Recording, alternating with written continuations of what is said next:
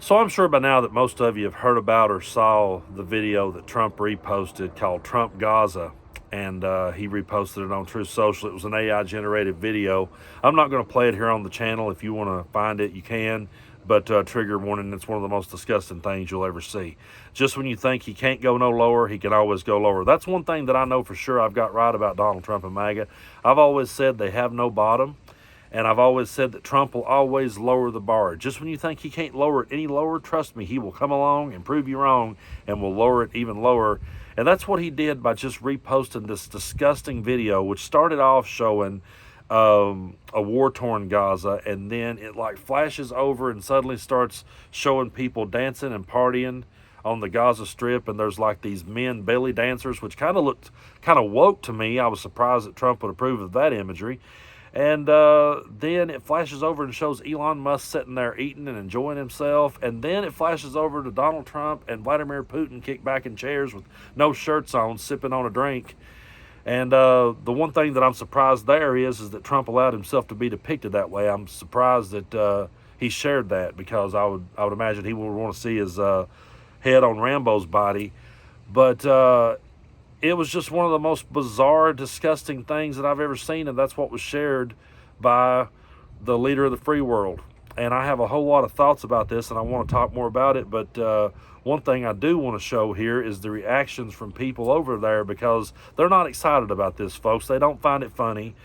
This is their life, and they've been living and suffering for years, and this is very serious to them. So instead of showing his ridiculous video, let's take a look at the people's reactions to what they saw.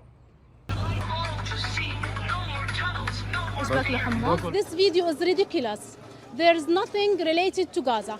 I'm very angry about this video, and also I think the Gaza people, they are not satisfied with this video. Stay away from Gaza, stay away from us, because we know Gaza and we know how to rebuild Gaza. Gaza, it's our land, and you should be forget Gaza and forget our problems. We will fix Gaza. We are not going to let you to control Gaza. We have lived through hell, 500 days and genocide and displacement and poverty. And after that, he's coming to control Gaza? No, we're not going to let you. First of all, I just want to say this. There has been so much pain and so much suffering and so much death and so much catastrophic destruction in that part of the world that even if you did have the best of intentions of going in and cleaning it up and fixing all of the problems, if you had the absolute best of intentions, that video he shared is nothing but a mockery of the entire thing. That's not the way you go about showing that you're going to fix a problem, by mocking something, especially with all the pain and suffering that has been caused in that part of the world. It was just so tasteless. And so many thoughts went through my head as I'm watching it. I'm thinking, okay, there were so many people. I'm gonna go at both sides here. There were so many people on the left that did make Gaza their main issue. And there were a lot of people who set the election out, and there were a lot of people that wrote in third parties because they thought Joe Biden and Kamala Harris didn't do enough.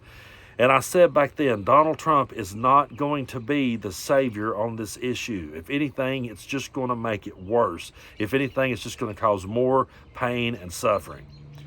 But there were people that set the election out, and there were people that wrote in a third party because they didn't think Biden and Kamala did enough.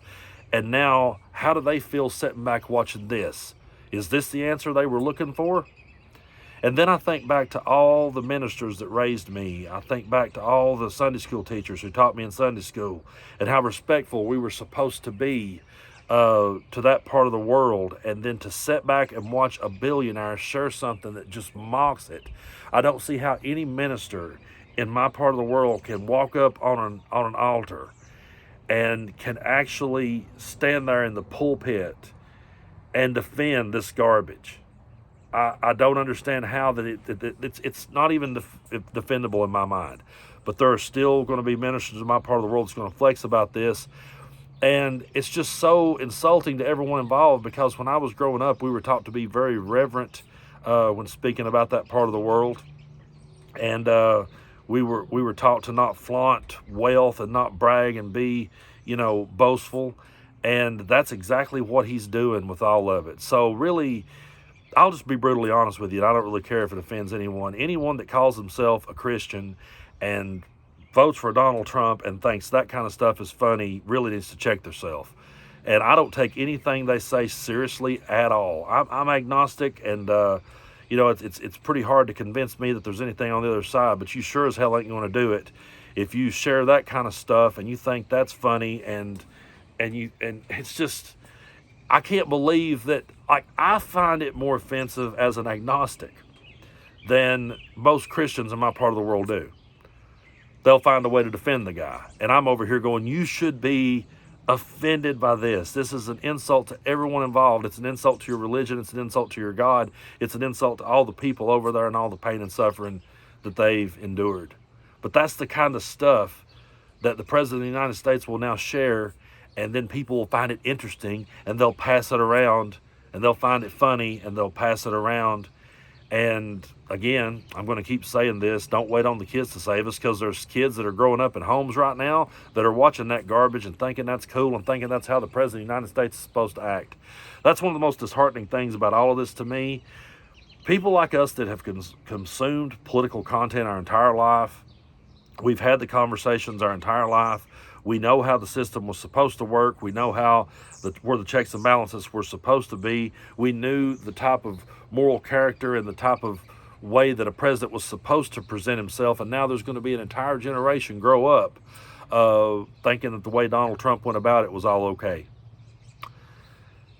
And I think that's one of the most disheartening things about it all to me. If I thought for a second that, oh, well, hey, kids will grow up and see through this, then I would feel better about it. But I don't think that's the case, because I remember back when I was in high school and we were studying the 1960s at one point, and they showed we watched Martin Luther King's "I Have a Dream" speech, and I remember him showing the pictures of the black people sitting at the counter and the people squirting the mustard and ketchup on their heads and being sprayed with water hoses. And I would sit there and watch that stuff, and I would go, where did those white people go in that video that was terrorizing them like that? Where did those people go? Because I grew up in a family that was good-hearted people. I didn't see that type of cruelty. And so I said, where'd those people go? And then I realized that those people raised the Trump supporters that we see today. They raised the racists that we see today being so empowered by Donald Trump and Elon Musk. They pretty much, and they became more empowered than ever to speak up and speak out. So, yeah, we have a lot of work to do. We really do. We have to stand on the side of truth. We have to stand on the side of democracy. We have to stand on the side of human decency and just basic respect, because MAGA has none of those things. And anyone that got upset at Hillary Clinton for calling them deplorable, I thought she was too nice with that one. Anybody that could sit back and pump their fist as he shares this garbage, deplorable is not a big enough word to describe just how terrible of human beings they truly are.